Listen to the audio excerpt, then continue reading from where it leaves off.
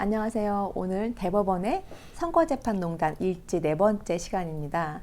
지난 시간에 이 대법원이 이 감정 과정에서 저희 투표지가 훼손된 사건을, 이 황당한 사건을 나누었는데 오늘도 만만치 않은 내용입니다.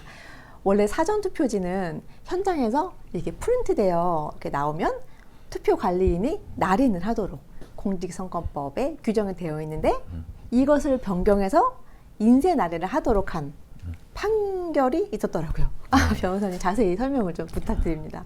네, 이게 사전 투표 제도가 2014년도에 이제 공직선거법 개정으로 네. 들어섰는데 그 전에 이 선거 제도를 대폭 바꾼 건데요. 그 전에는 그 뭐 부재자 투표라고 해가지고 네네. 뭐 군대라든지 아니면 요양원 이런 시설 병원에 있는 분들은 이제 미리 신청을 하면 네. 그 신청서를 받아가지고 이제 투표지를 네. 보내주면 거기서 투표해가지고 우편으로 받아가지고 이렇게 하니까 그 숫자도 적을 뿐더러 그렇지만 투표하는 방식 그 표를 기준으로 이렇게 하는 방식은 같았거든요. 근데 네네.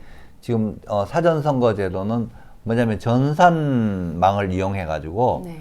전국 어디서든지 그 사전 투표 기간에 투표할 수 있도록 이렇게 했고요. 그래서 뭐 통합 선거인 명부라고 해가지고 그래가지고 그러니까 컴퓨터 데이터베이스예요. 통합 선거인 명부는 네. 네. 전국에 이제 선거인 명부를 데이터베이스를 각 그 투표소마다 이제 취합해가지고 하나의 선거인 명부로 만들어서 거기에서 이제 전산으로 해가지고 투표를 하면 그 기록이 이제 명부에 기록이 되고 이런 방식으로 하는데 그 투표지도 이제 공직선거법의 개정에 사전 투표지는 그 자리에서 그 뭐죠 출력해가지고 네. 출력해가지고 한 장씩 이렇게 나눠주는데 네. 근데 또 공직선거법에는 사전 투표관리관은 투표용지 발급기로 선거권이 있는 해당 선거의 투표용지를 인쇄하여 네. 사전투표관리관 칸에 자신의 도장을 찍은 후 1년 번호를 떼지 아니하고 해석용 봉투와 함께 선거인에게 교부한다. 이렇게 네. 그 법규가 돼 있는데 네. 그걸 어떻게 했냐면 이걸 인쇄 날인을 투표관리관 날인을 그 컴퓨터에 저장된 그 인형 파일로 인쇄해도 좋다. 네. 이렇게 판례를 대법원에서 남겨놨고요. 그게 시점이 2019년 9월 26일 날 2017수 122 대통령 선거 무효 소송인데 이거는 뭐냐면 지난 그 2017년 5월 5구 대선 네. 그러니까 문재인 대통령 당선된 네. 그 대통령 선거에 대해서 무효 소송이 제기가 됐는데 네. 거기에서 2019년 9월 26일 날 이제 대법원에서 판결이 났는데 요 시점도 우리가 의미 있게 잘 살펴보면 네. 2020년 4월 달에 이제 총선이 4.15 총선이 네. 있잖아요. 네네네. 그 전에 이런 판례를 남겨놓은 거예요. 이 판례가 보면 전부 페이지 수가 7페이지밖에 안 돼요. 네. 이 판결이 네. 7페이지인데 여기에 보면 여기에 쟁점 판단이 네. 가나 다라 마바사 자차 뭐 이렇게 하면 이게 제가 당장 세개는 그런데 열 몇 개가 되잖아, 그죠? 네네. 차까지 가면 네네. 거기에 대해서 이 7페이지짜리 판결문으로 해가지고 근데 여기에 뭐냐면 사전투표관리관인을 사인을 날인하지 않고 인쇄해서 교부해도 된다 이렇게 판례를 남겨놨어요. 여러 가지 쟁점 중에 하나로. 이게 2019년 9월 26일이니까 4.15 선거, 2020년 4.15 선거 거의 전에 이런 대법원 판례를 남겨놓음으로써 뭔가 그 후에 있을 선거에 있어서 또 이런 불법의 이야기가 나오지 않도록 미리 입막음을 해놓은. 그러니까 정리를 하면 공직선거법에는 사전투표지를 발행하는 방식에 대해서 이제 분명히 투표관리관이 자신의 도장을 찍은 후라고 이렇게 명시되어 있는데 대법관이 이 규정을 무시하고 투표관리관 날일을 컴퓨터에 미리 이제 저장해서 인형 파일로 인쇄하는 방식도 적합하다, 유효하다고 이제 판결을 한 거잖아요. 그 4.15 부정선거 일어나기 직전에 아니죠, 한 6개월 전쯤에. 네.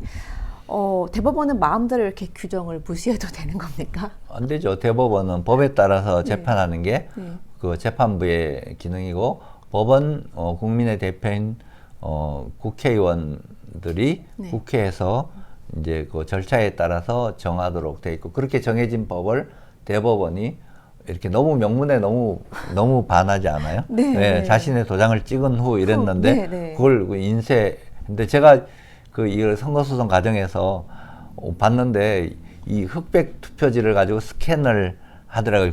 분류기 이제 작동 네. 시작할 때 네, 네. 스캔을 하면 그 투표지 모양이 이제 거기 컴퓨터 이런 노트북에 네, 네. 다 올라가거든요. 네.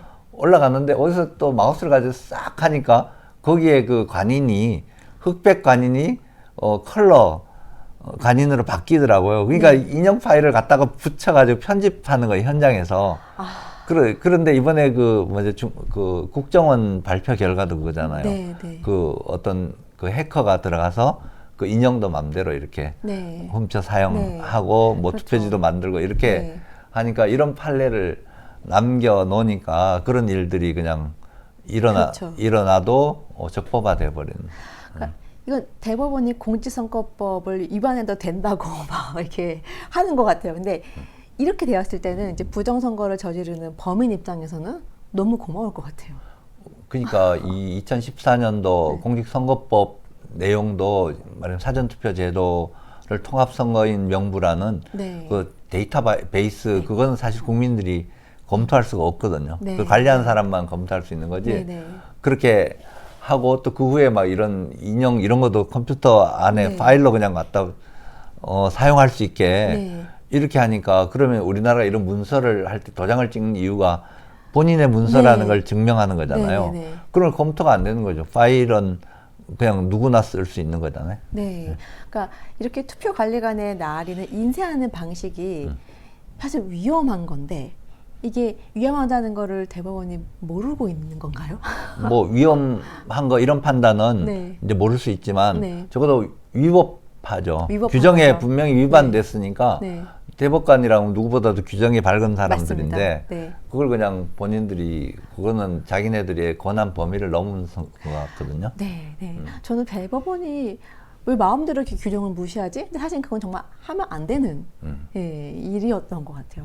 그래서 네.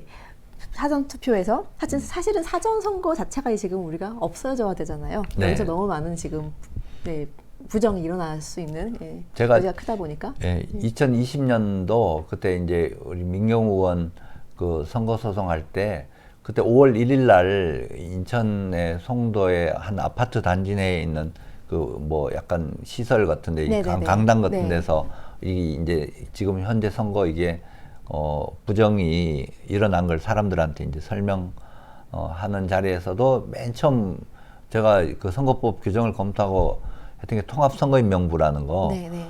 그게 우리가 선거인 명부는 분명히 이렇게 선거인 명부를 전부 작성해가지고 이제 그걸 가지고 거기 또 직접 거기다 기록을 하고 누가 네. 투표를 했는지 네, 네. 이런 걸 다 기록을 하는데 통합선거인 명은 컴퓨터 데이터베이스고 전국을 다 관리한다고 그러더라고요. 거기에 언뜻 생각이 그게 이게 좀 이상하다. 네. 이상하다. 이거는 이게 그럼 과연 정확하게 관리가 되나? 네. 이런 거는 대번 그 의심이 들더라고요. 네. 의심이 드는데 그런 내용들에 대해서 국민들이 검토할 수 없는 그런 방식의 네. 만들어 놓은 게 사전투표제도예요. 네, 그러니까 국민들이 어떤 과정이든 확인할 수 있고 검토할 수 있어야 되는데 네. 모든 과정을 사전투표는 그게 불가능한 거고 그래서 위험한 거고 저희가 네. 반드시 내년에는 사전투표가 없어져야 될 텐데 네. 네, 가능할까요? 2009년도에 그 독일 연방헌법재판소 네. 그 판례가 이제 선거 무효를 한 게 그 당시 전자 개표, 네, 네. 전자 투표를 한 거에 대해서 이건 불법하다. 네. 그렇게 해서 위헌으로 판결한 이유가 그러니까 평등 원칙을 위반했다. 왜냐하면 선거라는 거는 어떤 평범한 국민 입장에서도 똑같은 수준으로 검토할 수 있어야 되는데 전자선거라는 거는 평등을 위반했다. 네네. 이런 의미로 해가지고 네네. 위헌 무효 판결을 내렸거든요. 근데 지금 이 통합선거인 명부에 의한 이런 사전선거제도 네. 이거는 제가 저걸 안 돼요. 검증이 안 돼요. 제가 실제로 그 명부를 가지고 그 파주 진동면이라는데 그 한 200명이 안 되는 주민인데 그러니까 사전 하여튼 전체 선거한 사람이 200 몇십 명. 네. 그러니까 너무 많은 사람이 거기 네. 그 민통성 안에 있는 가서 네. 그게 너무 이상하잖아요. 네, 언뜻. 이상하죠. 그래서 그걸 확인하기 위해 선거인 명부를 봤는데 이게 외부에서 찍는 것들이 있으니까 네. 다른 모든 명부를 다 확인해야 실제로 이 사람이 투표했는지 한데 그거는 불가능하거든요. 결국 확인이 안 되는 그 제도가 사전 투표 제도더라고요. 네, 네, 네. 반드시 없어져야 되는데 네, 걱정입니다.